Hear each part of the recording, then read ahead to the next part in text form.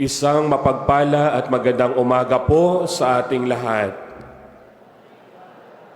Yun ako, inaantok pa. Magandang umaga po sa lahat. Magandang umaga po, Yan. Father. Alam kong mas maaga pa kayo kanina sa pagtilaok ng manok. No? Anong oras ba kanina? 3:30. Yan. Matapos po ang ating paglalakbay at ang ating mga pagninilay sa panahon ng Kwaresma, pagkatapos nating pagnilayan ang paghihirap, ang sakit, at ang kamatayan ng ating Panginoon sa krus, ngayong araw na ito ay ipinahayag natin ang kanyang tagumpay laban sa kamatayan. Hindi maigugupo, hindi masisira, at higit sa lahat, hindi matitinag ng kamatayan ang plano ng Diyos para sa kaligtasan ng sanlibutan. Nabuhay namang muli ang ating Panginoong Hesukristo, ang Panginoon ng mga buhay. At dahil dito, siya ay nagiging tulay upang maging tagapagbigay ng bagong buhay para sa ating lahat. Mga kapatid, sa pananampalataya, kung ating babalikan ang mga pagdiriwang ng mga nakaraang araw, magandang masundan natin ang isang mahalagang punto na minsan ay hindi natin napapansin. Pero napakahalaga ito, lalong-lalo na sa ating pagninilay sa muling pagkabuhay ng Panginoon.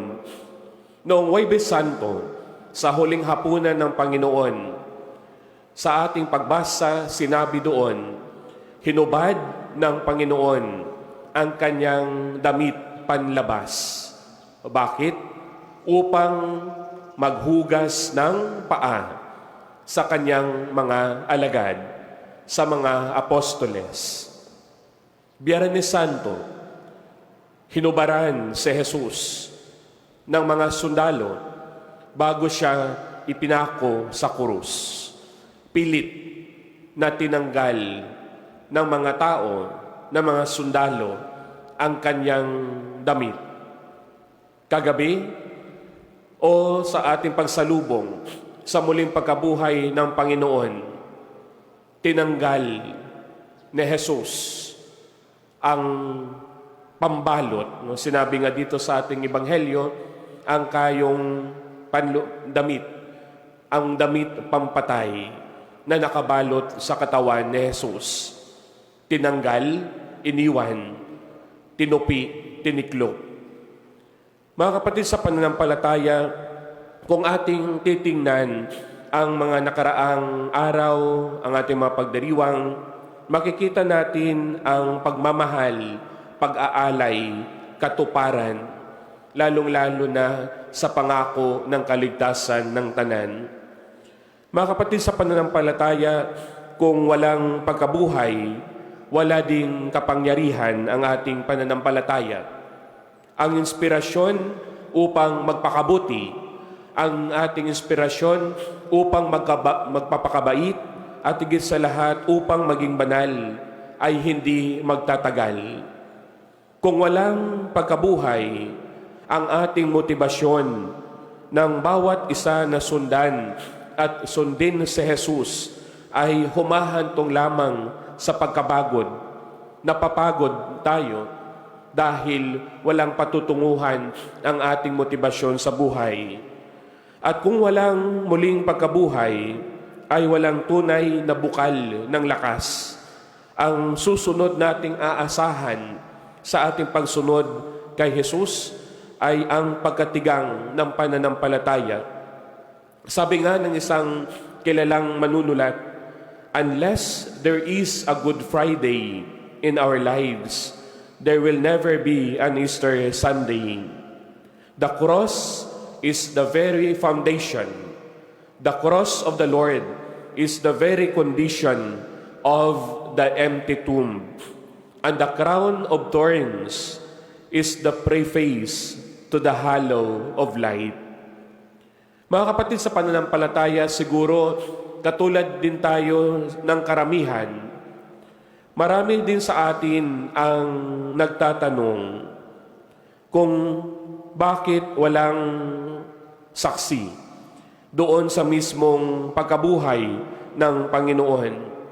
Hindi po ba noong sinabi doon sa nakaraang araw na tinabunan ng malaking bato ang libingan ng Jesus dahil takot silang nanakawin ang bangkay ng Panginoon at upang makasigurado sila na walang muling pagkabuhay na mangyayari.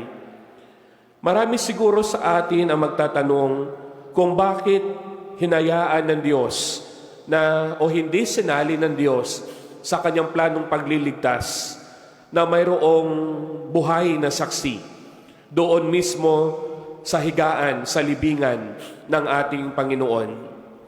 Mga kapatid, sa pananampalataya, kung ating papansinin, ang muling pagkabuhay ng Panginoon ang nagiging saksi sa kanyang muling pagkabuhay ay hindi yung mga taong malapit kay Jesus. Ang muling pagkabuhay ng Panginoon ay hindi nasaksihan in the first hand sa mga apostoles, kundi sa isang babae na ating narinig ngayon sa ating ebanghelyo. And for that reason, sila ay dapat mamili kung maniwala, magtiwala o hindi.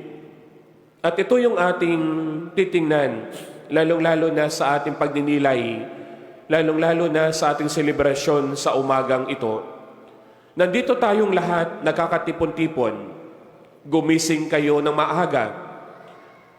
Naghanda para sa isang salubong na nagiging tatak, na nagiging pagkakilanlan, higit sa lahat sa muling pagkabuhay ng Panginoon. Kaya tayong lahat ay nandito dahil tayo'y naniniwala, lalong-lalo na sa muling pagkabuhay ng Panginoon. Pero ang tanong sa atin ngayon, ano ang hamon para sa atin sa pagdiriwang ng Pasko ng muling pagkabuhay ng Panginoon?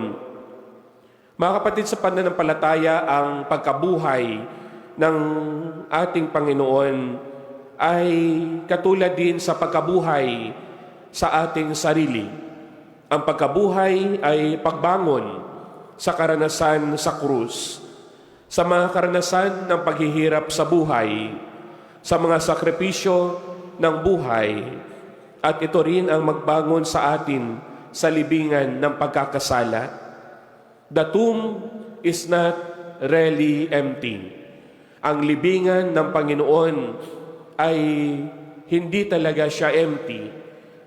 Sa ating ebanghelyo, narinig natin dito na sinabi na nakita dito sa kanila nang sila'y pumasok ang kayong lino, ang damit panlibing. At yun ang magiging sentro ng ating pagninilay sa hamon para sa atin sa muling pagkabuhay ng Panginoon. Ano ang hamon para sa atin? Mga kapatid, sa pananampalataya, katulad sa ginawa ni Jesus, iniwan niya ang kayong lino sa loob ng libingan. Iniwan niya ang damit panlibing sa libingan sapagkat nagupo niya ang kamatayan. Ang tela panlibing, ang kayong lino ay simbolo ng kamatayan, kahinaan.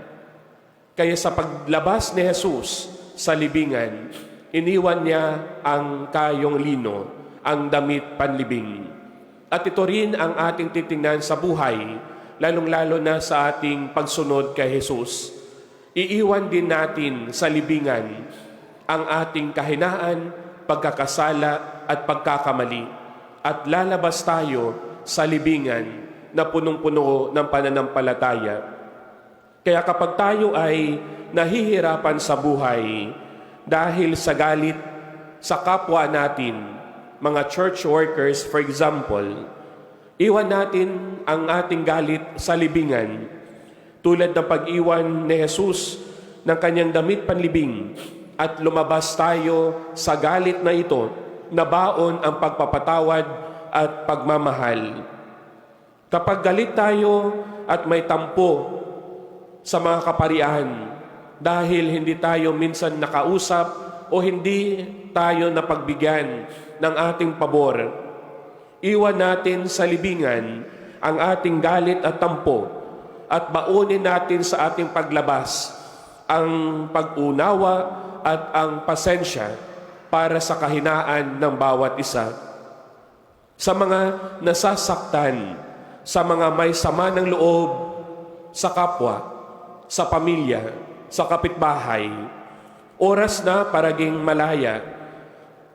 Oras na para maging malaya sa pagkaalipin sa galit.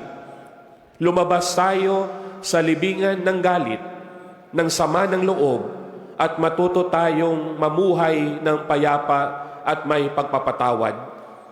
Sa mga punong-puno ng lungkot sa buhay, dahil sa iba't ibang rason, sa may mga masasamang karanasan sa buhay, matuto tayong iwan ang lahat ng mga ito sa libingan at lumabas tayo katulad ni Jesus. At sa ating paglabas, baunin natin ang buhay na punong-puno ng pag-asa, ng tibay ng loob at pananampalataya. Mga kapatid, gusto ng Panginoon na tayo magkaroon ng magandang buhay at maging buhay at hindi bilang mga batay. Ang taong hindi matutong magpatawad, ang taong hindi marunong magpasalamat, ang taong hindi matutong magkaroon ng magyan ng oportunidad ang bawat isa, ay mananatiling patay sa kanyang buhay.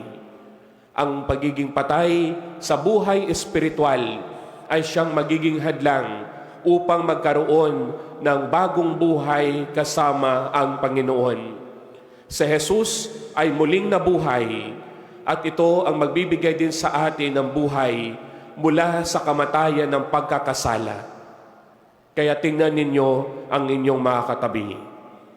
Buhay pa ba? Tulog na. Ang taong inyong katabi, sana buhay sa pag-ibig, buhay sa pagpapatawad.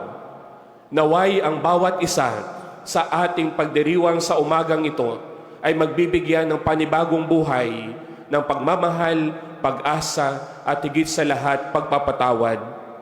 Mga kapatid sa pananampalataya, muling nabuhay ang ating Panginoon mula sa kanyang kamatayan sa krus. Naway tayo rin sa ating buhay, matuto tayong sumunod sa Kanya upang mamuhay tayo ng payapa, pagmamahal, pag-asa at higit sa lahat, punong-puno ng pagtitiwala sa plano ng Diyos. Patnubayan tayo ng ating makapangyarihang Diyos ngayon at magpasawalang hanggan. Amen.